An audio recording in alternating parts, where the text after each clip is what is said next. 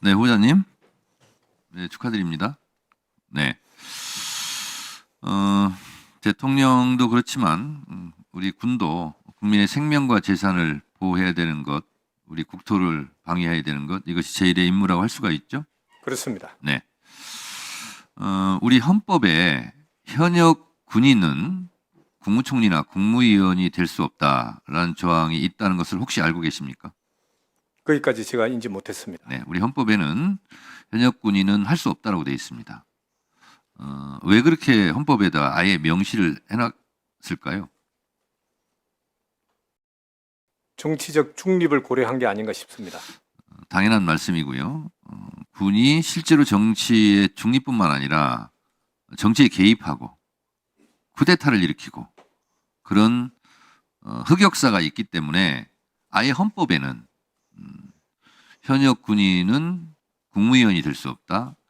현역 군인은 국무총리가 될 수 없다라는 조항을 명시해 놓았습니다. 이것이 우리 헌법 정신입니다. 12.3 내라는 이런 헌법 정신을 정면으로 위배하고 짓밟은 폭거였죠.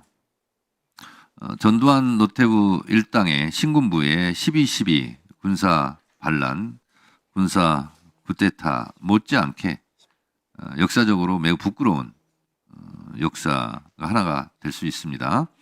자, 그런데 이런 12.3 내란 사태 때 뭐 본인은 아닙니다만 실제로 합참이 패싱되었죠.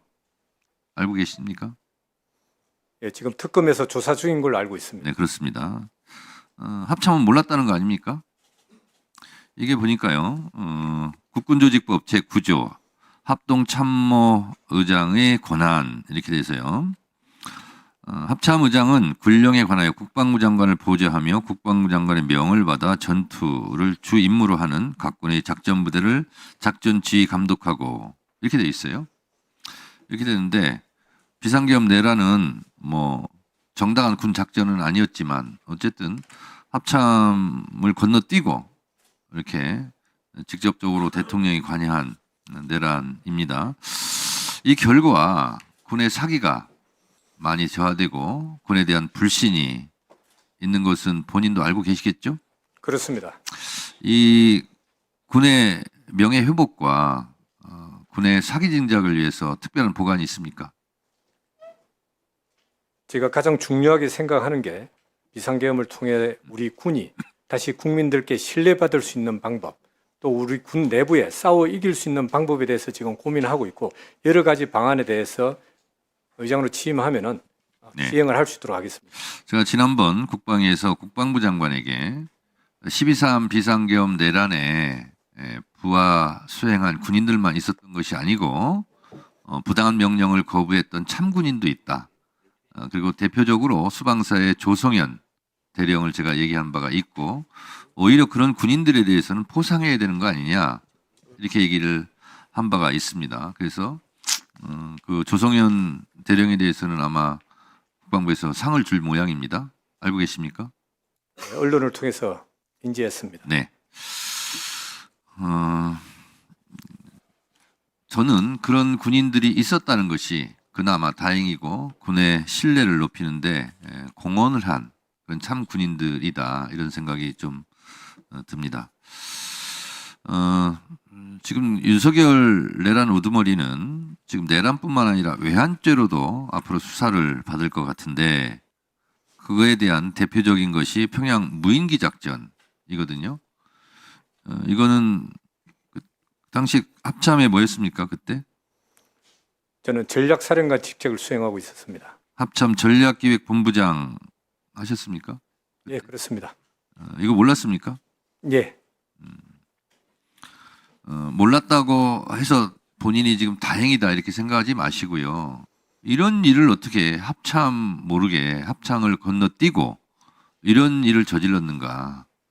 이런 부분에 대해서 본인이 합참 최고 책임자는 아니었지만 실제로 합참이 제대로 된 역할을 못했다 이렇게 생각은 안 하십니까? 지 체계는 갖춰줘야 된다고 생각을 합니다.